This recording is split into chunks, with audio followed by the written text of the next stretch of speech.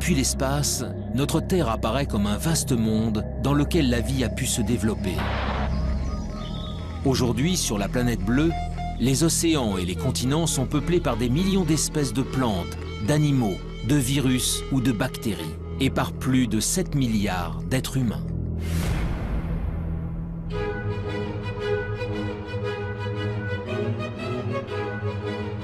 Mais dans l'immensité de l'univers, notre Terre n'est rien d'autre qu'un minuscule confetti. Loin, très loin de nous, se trouvent des milliards de galaxies, d'étoiles et de planètes. Alors, est-il possible que parmi ces mondes inconnus, situés à des années-lumière du nôtre, d'autres êtres vivants aient pu prospérer? La vie sur Terre serait-elle une exception, le fruit d'un hasard unique et singulier?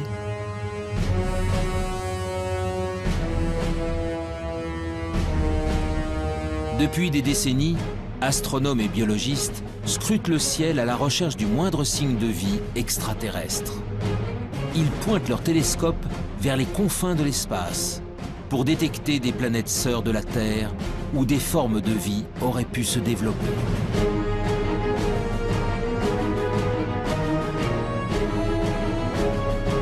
Dans le monde entier, des hommes et des femmes tentent de résoudre enfin l'une des plus grandes énigmes de l'humanité. Sommes-nous seuls dans l'univers?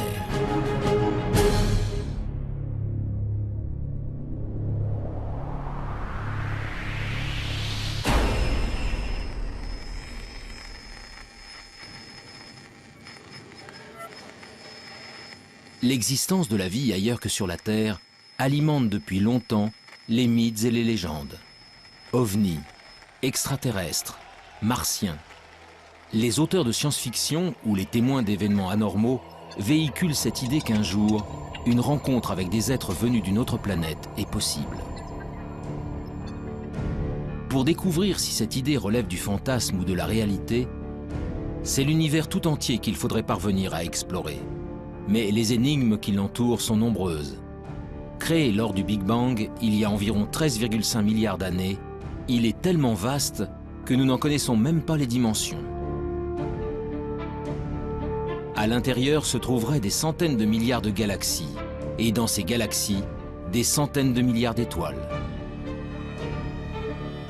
Notre Soleil et les 8 planètes qui gravitent autour ne sont donc que quelques grains de poussière dans le cosmos. Alors, où commencer cette quête de la vie ailleurs? Dans quelle direction regarder? Et que chercher?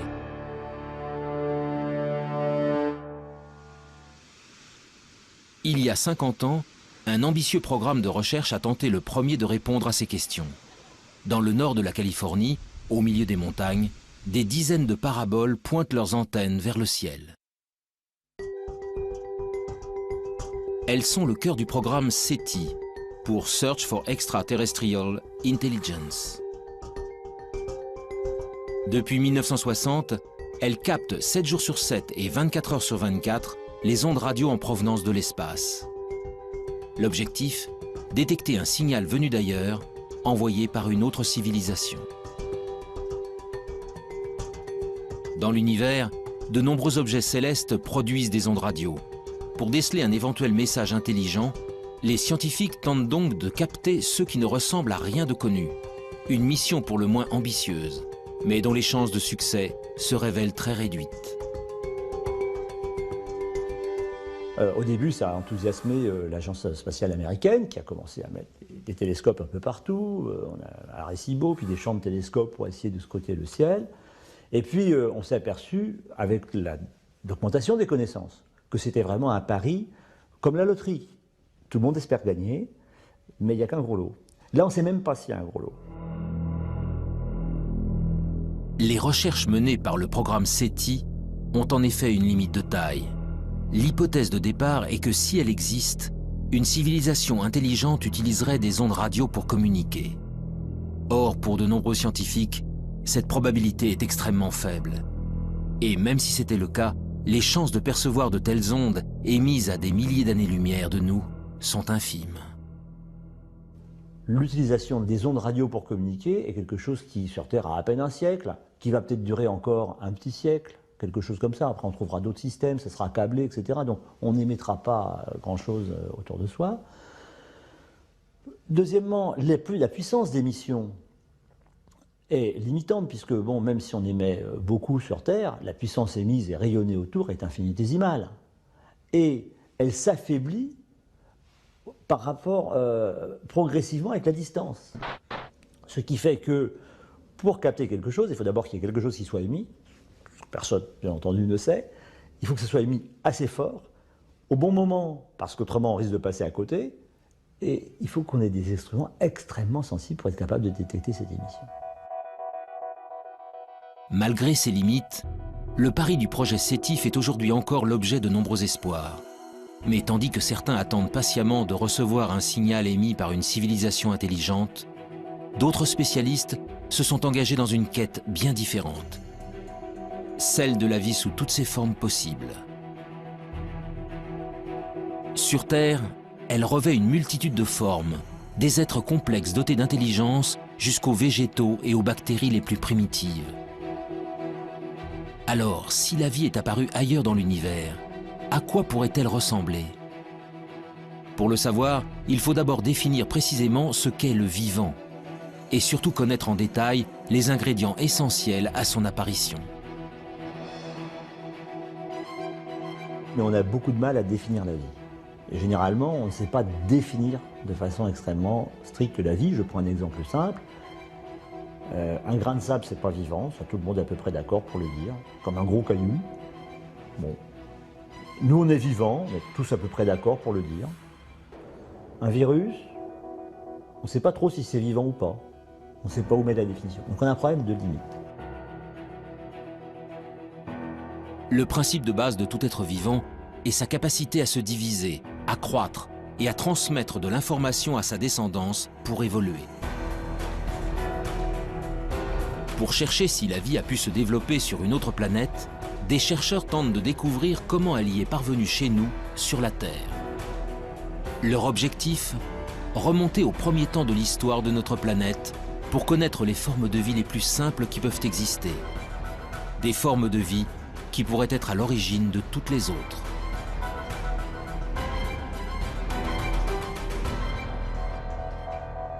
Nous sommes au Centre de biophysique moléculaire d'Orléans. Ici, la géologue Frances Westall et son équipe étudient d'étranges cailloux, des roches d'origine volcanique, vieilles de plusieurs milliards d'années. Dans les deux roches qu'on a ici, il y a une roche qui vient d'Australie. Elle est vieille de 3,5 milliards d'années et ce sont des cendres volcaniques qui ont été déposées en effet sur une plage. Cette roche-là, qui est très très lourde, vient d'Afrique du Sud. Elle est presque aussi vieille, 3,3 milliards d'années. Cette roche aussi, vous voyez, est laminée. Les laminations vert et noir, ce sont des laminations de sédiments, différents types de sédiments. Le vert, ce sont les sédiments volcaniques, les grains volcaniques, les sables volcaniques. Et le noir, ce sont des concentrations de carbone, souvent liées à des tapis microbiens qui se sont formés à la surface des sédiments.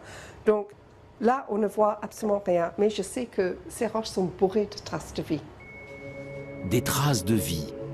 En d'autres termes, des micro-organismes primitifs et ancestraux. Voilà donc ce que contiendraient ces roches venues d'un autre âge. Sous l'œil d'un puissant microscope électronique, le tapis de microbes fossilisés se révèle dans ses moindres détails.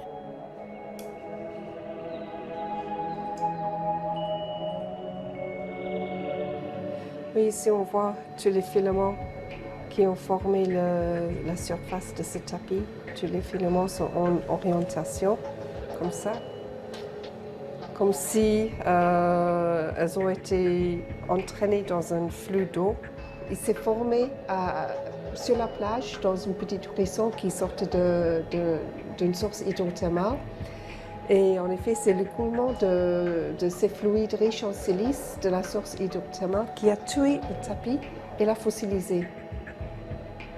C'est le plus vieux tapis microbien vraiment bien préservé en 3 dimensions. Il n'existe pas un autre exemplaire au monde, pour le moment. Ces bactéries filamenteuses de quelques micromètres de long sont donc les êtres vivants les plus primitifs jamais découverts. Des organismes simples, à partir desquels ont peut-être évolué les millions d'espèces qui peuplent aujourd'hui la Terre. Ailleurs dans l'univers, c'est aussi à ça que pourrait ressembler la vie. Mais pour espérer la découvrir, il faut répondre à une autre question essentielle. Comment ces microbes sont-ils apparus il y a 3,5 milliards d'années? En d'autres termes, comment, sur Terre, sommes-nous passés de matériaux inertes à des êtres animés d'un souffle de vie? On n'a pas les réponses sur Terre. Et je ne suis pas sûr qu'on puisse la trouver un jour sur Terre. Bien sûr, on la cherche. On cherche surtout à dire, est-ce qu'on a des chances de la trouver? Par des expériences de chimie de laboratoire ou par de la géologie en allant plus loin. Mais là, il y a un trou. Et donc ce trou-là, l'apparition de la vie, le passage de l'inerte au vivant, actuellement, on ne sait pas y répondre. Et c'est tout le thème de la recherche de l'exobiologie et de l'origine de la vie. L'instant décisif où la vie a fait son apparition pour la toute première fois restera longtemps encore un mystère. Mais depuis plusieurs décennies, les biologistes ont malgré tout avancé à pas de géant dans leur compréhension de l'émergence du vivant. Tout a commencé en 1953, avec une expérience inédite réalisée par Stanley Miller, un jeune chimiste de l'Université de Chicago. Stanley Miller a fait une expérience. Il a dit, je vais prendre des ingrédients, comme si c'était de l'atmosphère primitive, et puis je vais faire des décharges électriques dedans, et je vais voir ce qui se produit.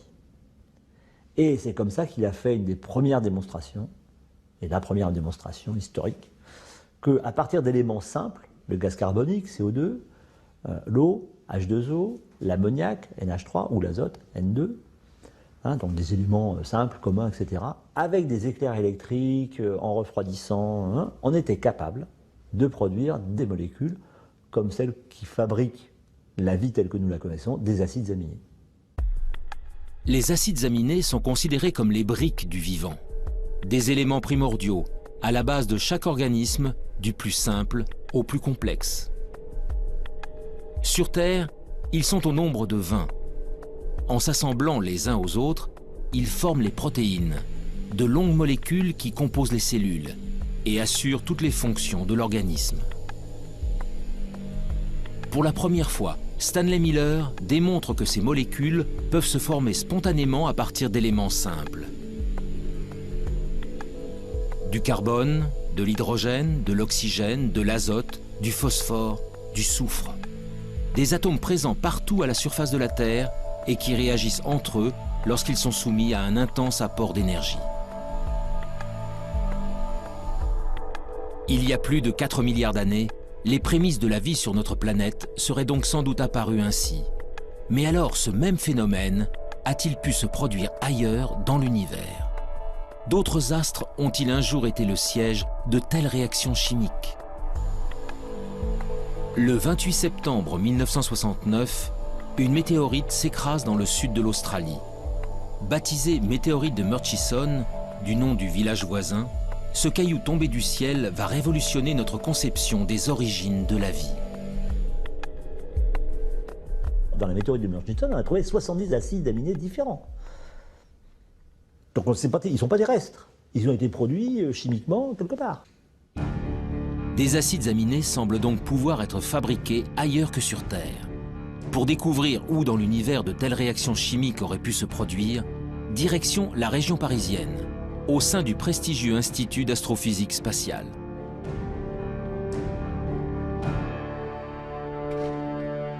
Ici, Louis Dandecourt et son équipe s'intéressent depuis de longues années à des corps célestes bien particuliers, les comètes.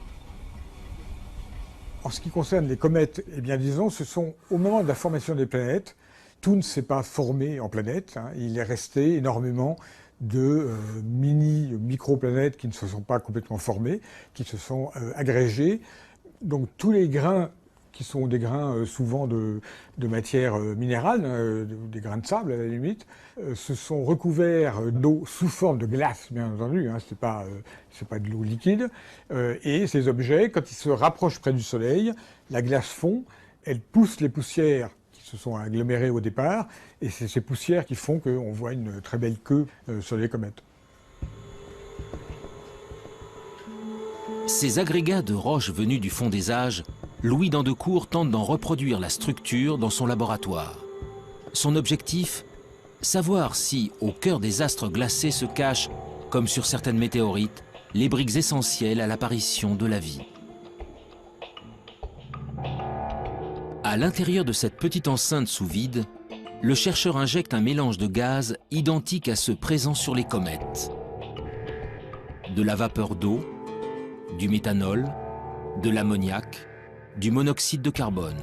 Puis il fait descendre le thermomètre jusqu'à -196 degrés, soit précisément la température régnant dans le vide intersidéral, aux confins de notre système solaire.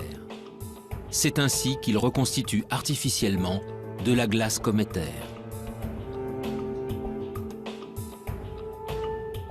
Pendant 2 semaines, le mélange est bombardé par des rayons UV. Un rayonnement puissant qui équivaut à l'intensité émise par la lumière des étoiles pendant 1 million d'années.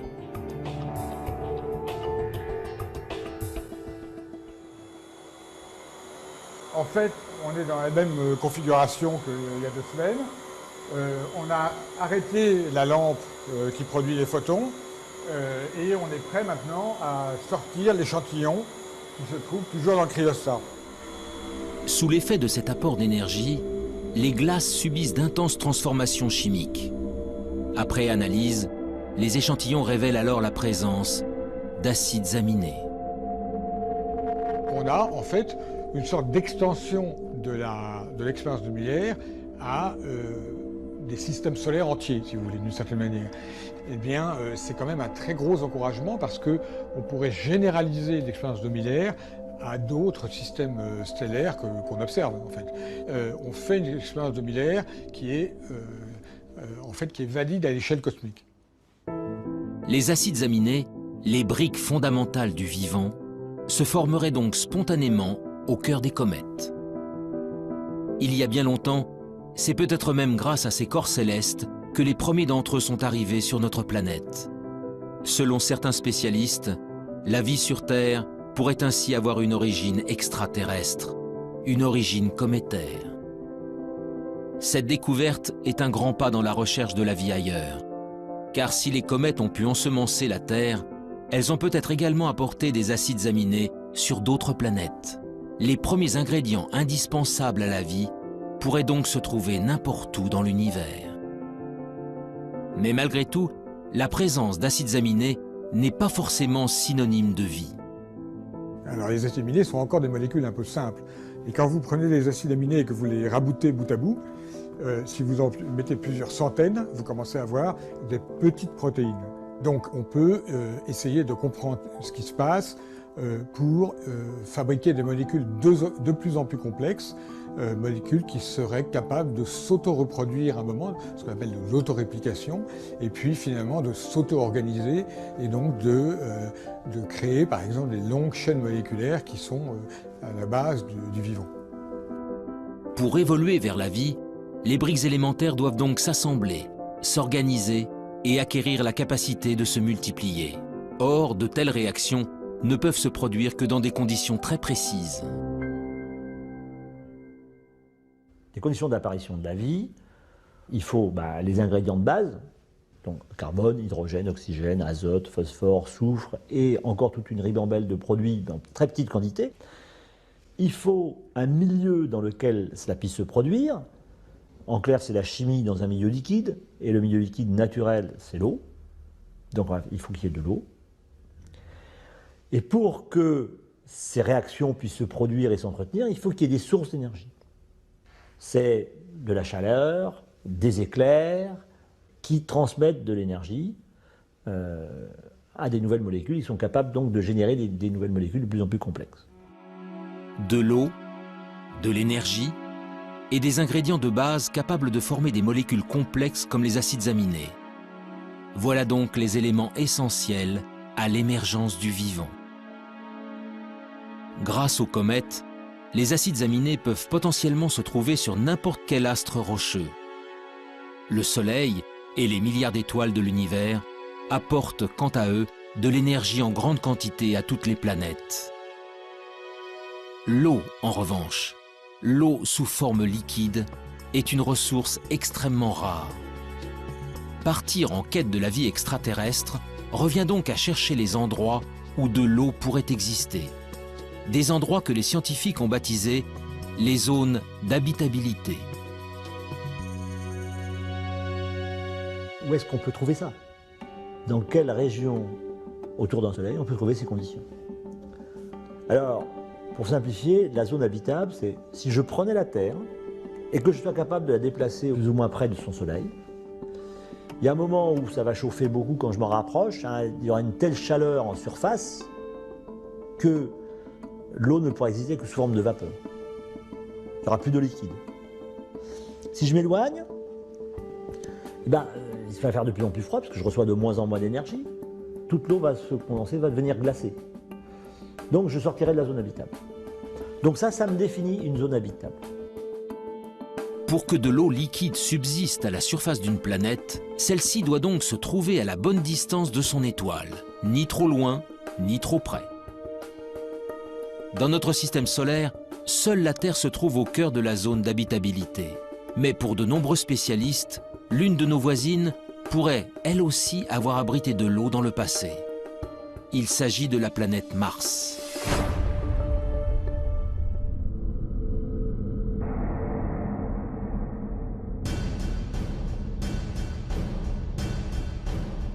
Aujourd'hui, Mars est un désert hostile et froid. À sa surface, une atmosphère toxique et un désert rouge battu par des vents violents. Mais en se rapprochant, les traces d'un passé bien différent se révèlent. Des fleuves asséchés, des canyons, des deltas. Autant d'indices démontrant qu'autrefois, l'eau coulait à flot sur la planète rouge. Mars est en réalité à l'extrême limite de la zone habitable de notre Soleil.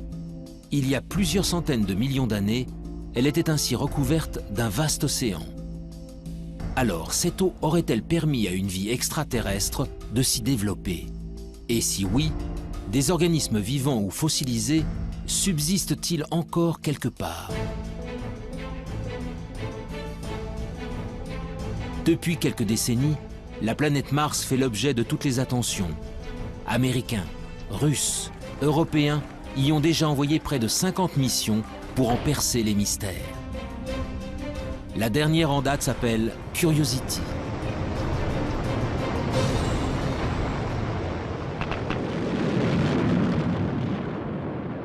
Curiosity, donc c'est un véhicule important, 900 kg, une bonne quinzaine d'instruments dessus pour faire des observations, des analyses, des mesures de climat, etc. Donc c'est un engin extrêmement complexe. L'objectif premier de Curiosity, c'est de déterminer les conditions qui ont pu exister lorsque le cratère dans lequel il est tombé a été formé, et depuis qu'il a été formé. Donc c'est un peu déterminer les conditions d'habitabilité. Est-ce que la planète a connu une période humide? Est-ce qu'elle a duré assez longtemps? Et qu'est-ce que ça a produit au niveau de la géologie? Le rover Curiosity est commandé à distance par des équipes de la NASA en Californie. Mais en France, toutes les nuits, des scientifiques travaillent en temps réel avec leurs homologues américains. Nous sommes au Centre national d'études spatiales de Toulouse. Éric Lorigny est le responsable du FIMOC, le French Instrument Mars Operation Center. Dans la salle de contrôle, vaste cœur opérationnel, il dirige avec son équipe le fonctionnement de 2 instruments embarqués sur Curiosity. Leurs noms, SAM et ChemCam.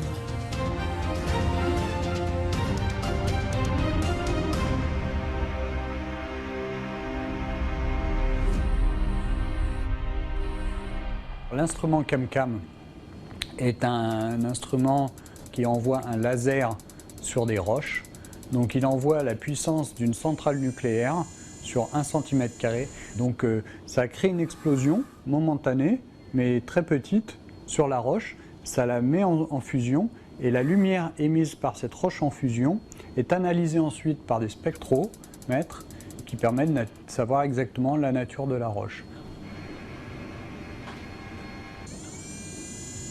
L'instrument SAM, il analyse, donc il récupère des échantillons et il peut analyser soit de l'atmosphère, soit des échantillons solides et après déterminer là très finement la nature exacte de ce qu'il y a à l'intérieur de ces roches ou de cette atmosphère.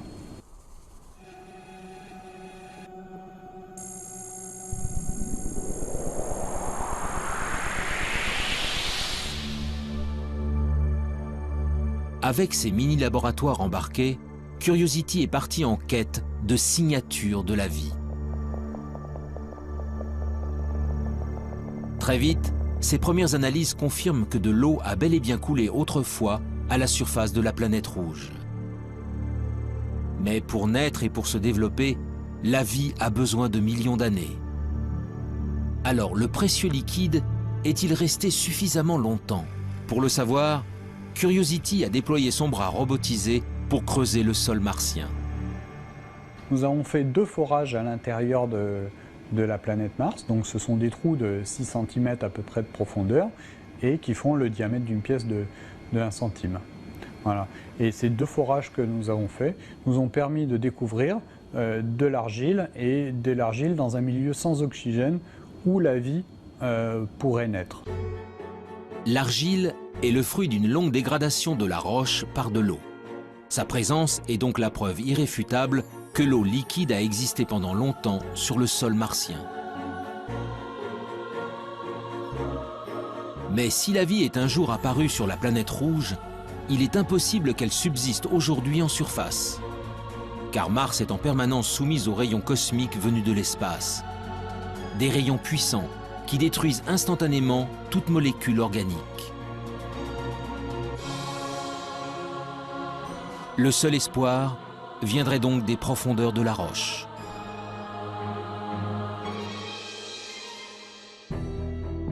Le 8 février 2013, à quelques centimètres sous la surface, Curiosity a mis en évidence la présence d'un monde plus hospitalier. Des roches gris-vert, non oxydées, bien à l'abri des rayonnements nocifs. Pour l'heure, le rover n'y a décelé aucune trace de vie, ni même d'acides aminés. Mais ces premiers indices ont encouragé les scientifiques à poursuivre leur quête. Bientôt, un nouveau robot encore plus performant prendra la relève de Curiosity. Son nom, ExoMars. Développé par l'Agence spatiale européenne, son lancement en direction de Mars est prévu pour 2018. Mais cela fait déjà 10 ans que les chercheurs du Centre d'études spatiales de Toulouse travaillent à la fabrication de ce rover à la pointe de la technologie.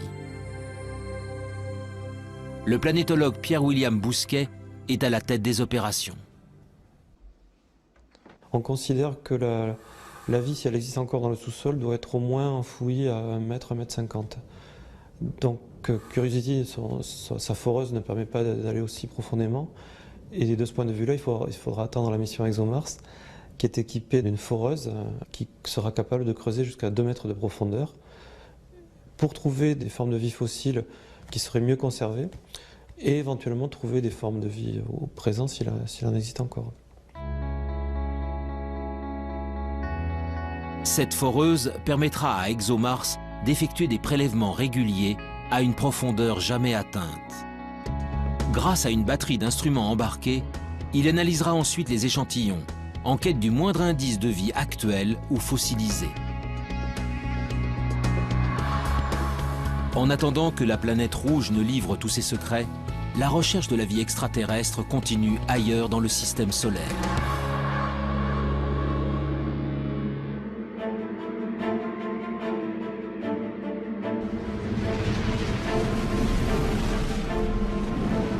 Au-delà de Mars, les planètes rocheuses cèdent la place aux géantes gazeuses. À plus de 800 millions de kilomètres de la Terre, Jupiter et Saturne sont les planètes les plus imposantes du système solaire. composés principalement d'hélium et d'hydrogène, leur surface n'est autre qu'un vaste océan de gaz. Autour d'elle gravitent de très nombreux satellites naturels, des astres rocheux qui attirent l'attention des exobiologistes depuis de longues années. Nous sommes au laboratoire de planétologie et géodynamique de Nantes.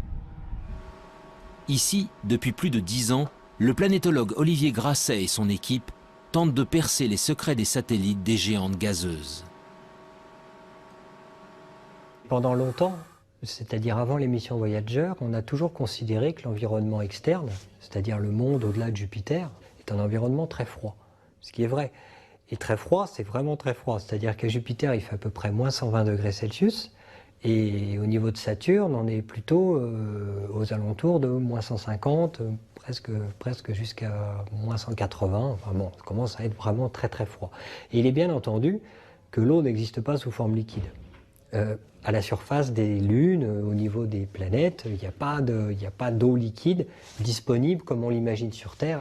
Mais ce qui est vrai en surface n'est pas vrai en profondeur. Loin, bien loin du Soleil, les satellites des géantes gazeuses sont pour la plupart recouverts d'une épaisse couche de glace.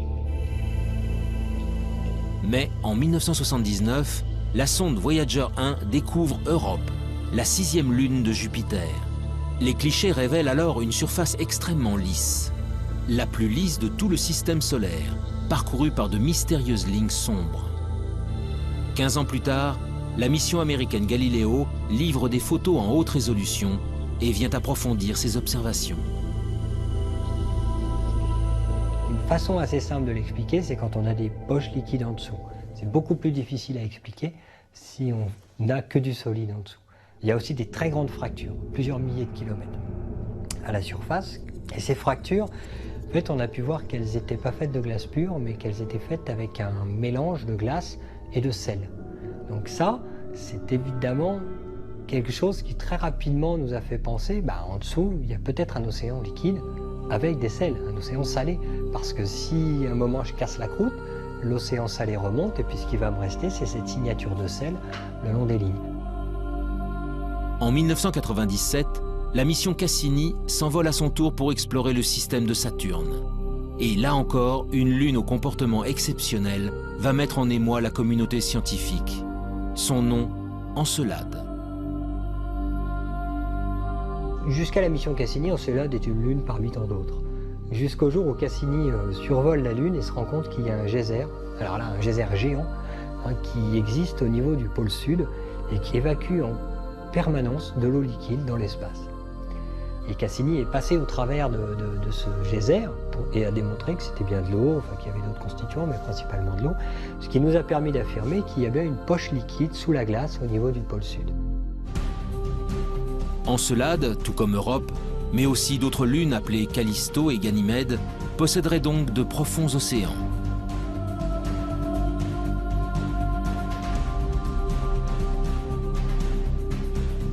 Mais cette eau est enfouie sous des kilomètres de glace dans l'obscurité la plus totale.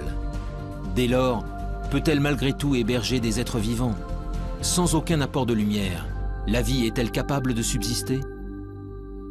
En parallèle à l'exploration spatiale, on a poursuivi avec des moyens nouveaux l'exploration de la Terre, d'autres disciplines scientifiques. Et ils ont découvert qu'il y avait des organismes, des micro-organismes essentiellement, mais même des organismes supérieurs, qui vivaient dans des conditions tout à fait particulières. Et ils ont appelé ça des extrémophiles. Donc ça voulait dire que la vie aurait pu exister et se développer sur ces corps célestes dans des conditions beaucoup plus larges que les conditions physiques qu'on connaissait au départ sur la Terre. Pour les spécialistes, ces organismes ultra résistants seraient donc capables de survivre dans les océans enfouis des satellites glacés. Mais pour que de telles formes de vie apparaissent, un autre élément se révèle essentiel.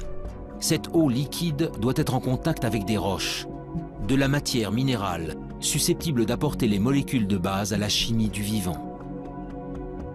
Une nouvelle question s'est alors posée aux scientifiques. Ces océans profonds reposent-ils bel et bien sur un fond rocheux? Après de nombreux calculs, la réponse est apparue. Pour Ganymède et Callisto, cela est impossible. En fait, ces lunes sont vraiment très grosses. Et l'hydrosphère, c'est-à-dire la glace plus l'eau liquide, c'est jusqu'à 700 km d'épaisseur avant de trouver les roches. Et donc en fait, les océans dont on parle, qui sont sous la glace, ne sont pas sous toute la glace, ils sont juste sous la glace de surface. Mais ils ne sont pas non plus en contact avec les roches. Ils sont perchés, ils sont en sandwich en fait, entre de la glace au-dessus et de la glace en dessous. Europe et Encelade, en revanche, sont des astres beaucoup plus petits. Leurs caractéristiques se révèlent ainsi beaucoup plus intéressantes. Quand je m'enfonce, je vais traverser de l'eau sur 100 km à peu près. Puis je vais trouver des roches sur, on ne sait pas exactement, mais 800 km, 900 km. Alors ces 100 km d'eau sont en fait à séparer en deux entités. Il y a la croûte de glace, parce qu'il fait extrêmement froid en surface, donc forcément il y a de la glace. Et puis, quelques kilomètres en dessous, ou quelques dizaines de kilomètres en dessous, on va trouver de l'eau liquide. Cette eau liquide, elle, va être en contact avec les roches. Sur Europe et Encelade, tous les ingrédients semblent réunis pour que la vie puisse se développer. Alors, allons-nous un jour découvrir des êtres vivants dans les entrailles de ces lunes gelées? Des micro-organismes identiques à ceux présents sur Terre, au fin fond des océans?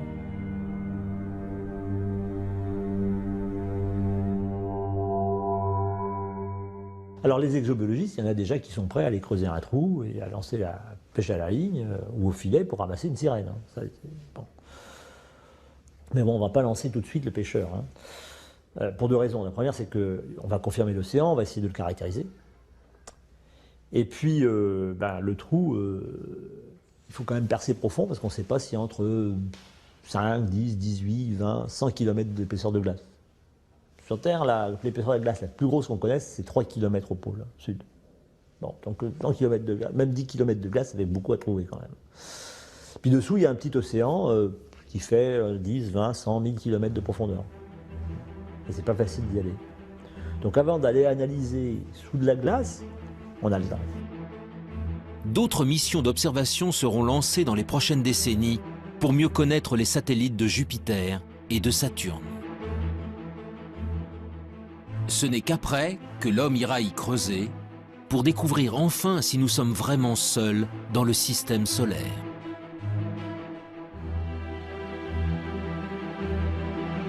Mais la quête de la vie ailleurs ne s'arrête pas aux astres tournant autour du Soleil. Bien au-delà de Pluton, à des années-lumière de la Terre, il existe des milliards d'autres soleils, entourés de milliards de planètes. Parmi elles, il existe peut-être une sœur jumelle de la Terre, une planète rocheuse située exactement à la bonne distance de son étoile. Un monde habitable où des êtres vivants pourraient prospérer. Mais comment le savoir?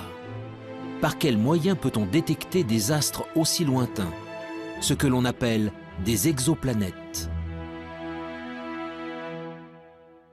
Les exoplanètes, on ne va pas aller les visiter. Hein. Elles sont à peu près la plus proche des exoplanètes, elle est au moins à 4 ou 5 années-lumière. Donc avec les systèmes actuels, pour y aller, c'est entre 500 et 5000 ans. Bon. Donc au-delà, même ça, c'est pas envisageable. Une mission en 400 ans, c'est pas prévoir actuellement. Dans les budgets, c'est pas prévu. Donc on n'arrive pas à le faire. Donc on ne pourra que les observer.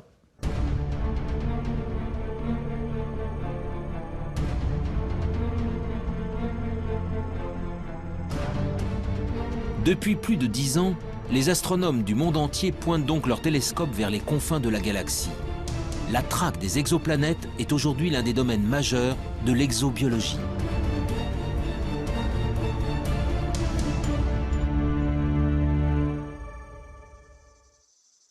Dans le sud de la France, à l'Observatoire de Haute-Provence, Rodrigo Diaz et son équipe s'apprêtent à passer une nuit entière à observer les étoiles. Donc là, on vient de commencer à observer une étoile sur laquelle on soupçonne qu'il y a des compagnons planétaires. C'est une étoile assez proche, qui a à peine 25 années-lumière de la Terre. La recherche d'exoplanètes est un travail de longue haleine. À de telles distances, noyées dans le halo de lumière émis par leur étoile, elles sont en effet parfaitement invisibles. Elles ne peuvent donc être détectées que de manière indirecte. Avec leur télescope, les scientifiques tentent en fait de percevoir les infimes oscillations d'une étoile générées par la présence d'une planète en orbite. Entonces, la présence d'un objet en orbite La présence d'une planète en orbite provoque un mouvement de l'étoile. Et c'est ce mouvement que nous essayons de détecter avec ces instruments.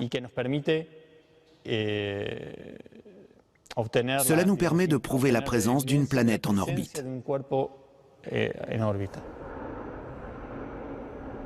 Mais voir une étoile bouger à des millions de kilomètres de la Terre n'est pas chose facile.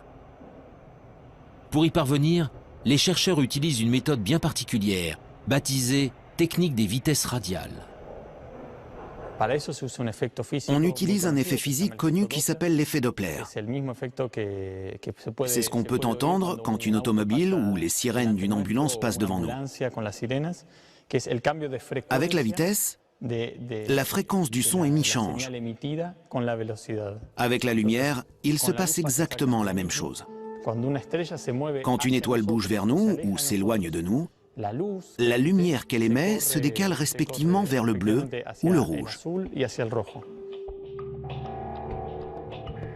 Au fil des jours, une étoile entourée d'une exoplanète va donc successivement apparaître bleue, puis rouge, sur les écrans d'ordinateur. En multipliant les mesures sur une longue période, les astronomes peuvent alors calculer la vitesse de rotation et même la masse de la planète détectée. Mais toutes ces informations ne permettent pas de répondre à la question essentielle. L'exoplanète est-elle similaire à la Terre? En d'autres termes, s'agit-il d'une planète rocheuse dont l'orbite se trouve dans la zone d'habitabilité de son étoile?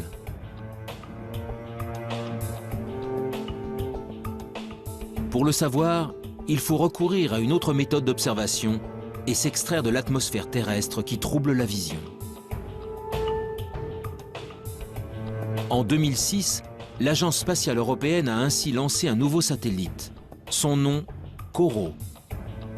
Quelques années plus tard, il fut suivi par un autre appareil mis au point par la NASA et baptisé Kepler. Ces deux engins à la pointe de la technologie sont de véritables chasseurs d'exoplanètes.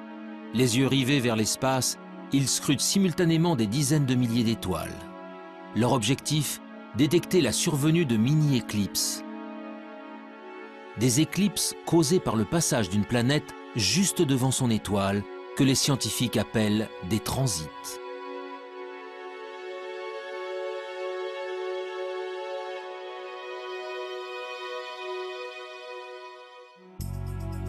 En combinant les données obtenues par les satellites à celles recueillies depuis le sol, les scientifiques peuvent alors mieux connaître la nature des planètes détectées.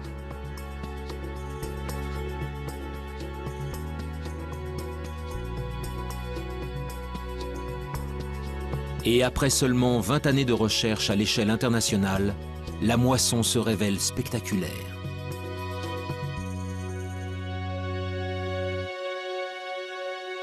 Donc actuellement, on a détecté, alors ça change tous les jours, mais on est à 888 planètes extrasolaires.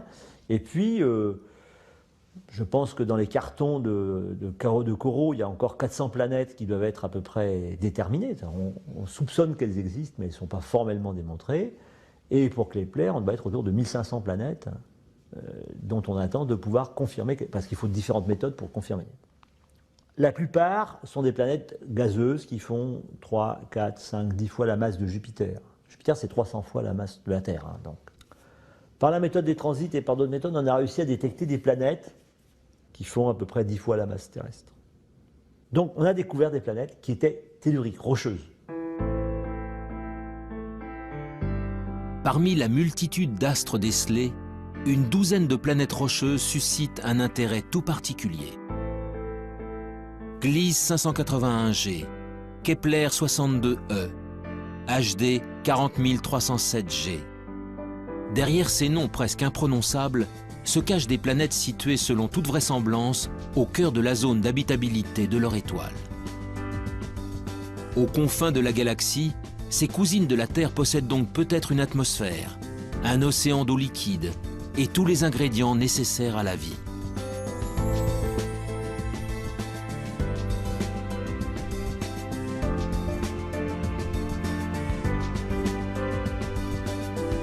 Mais dans sa quête d'autres mondes, l'homme se trouve sans cesse confronté à l'immensité de l'espace. En effet, comment savoir si l'une d'elles héberge effectivement des êtres vivants? Comment détecter une forme de vie à sa surface, à des dizaines d'années-lumière de distance? Ces questions trouveront peut-être un jour des réponses grâce à une nouvelle génération d'instruments.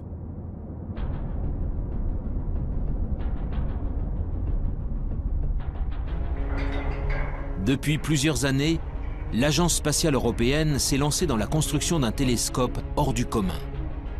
Son nom, l'EELT, pour European Extremely Large Telescope.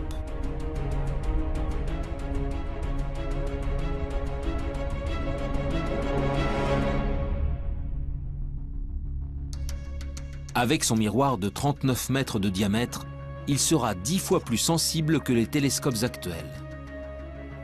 Sa mise en service n'est pas prévue avant 2020. En attendant, les scientifiques européens s'activent pour construire et assembler chacun des 800 segments qui composeront le gigantesque miroir.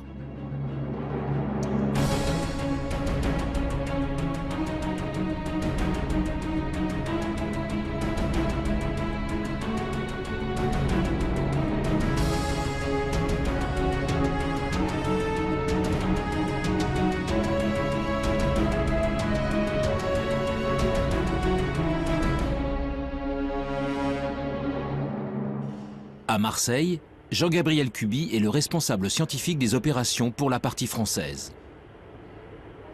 Ce que l'on vise avec l'ELT, c'est réellement de faire une image directe de la planète et donc de la séparer de son étoile.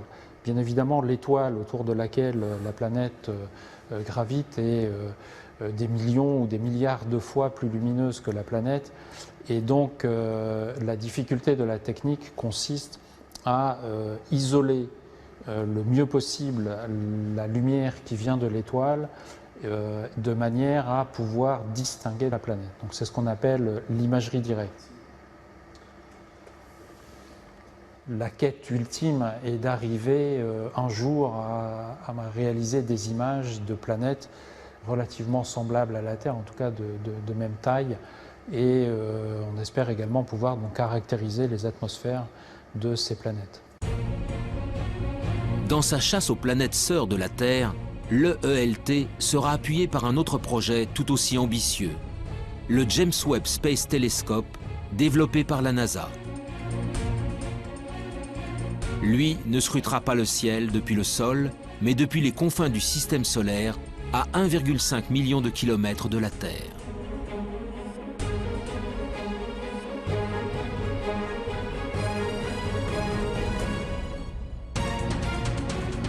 Son lancement n'aura pas lieu avant 2018. Mais déjà, les spécialistes s'enthousiasment devant le pouvoir offert par ce géant du ciel. C'est notamment le cas de Pierre-Olivier Lagage, responsable du service d'astrophysique du commissariat à l'énergie atomique. Grâce à un grand télescope, on peut aller voir ce qui se passe vraiment tout près d'étoiles dans son proche environnement, notamment regarder leur atmosphère, voir quelle est la composition chimique. On pourra même voir s'il y a des vents dans ces atmosphères d'exoplanètes. Alors évidemment, on commencera par les plus grosses, les géantes, plus faciles à observer, mais aussi on essaiera d'observer les atmosphères de super-Terre, et si jamais on a de la chance, eh bien, on cherchera des signatures biologiques dans ces atmosphères, type ozone, oxygène. Les signatures biologiques sont des gaz ne pouvant être produits que par des êtres vivants. L'ozone et l'oxygène, par exemple, appartiennent à cette catégorie. Si un jour le James Webb Space Telescope ou l'EELT parviennent à en détecter, si leurs observations sont confirmées et irréfutables, alors nous pourrons enfin dire que nous ne sommes pas seuls dans l'univers.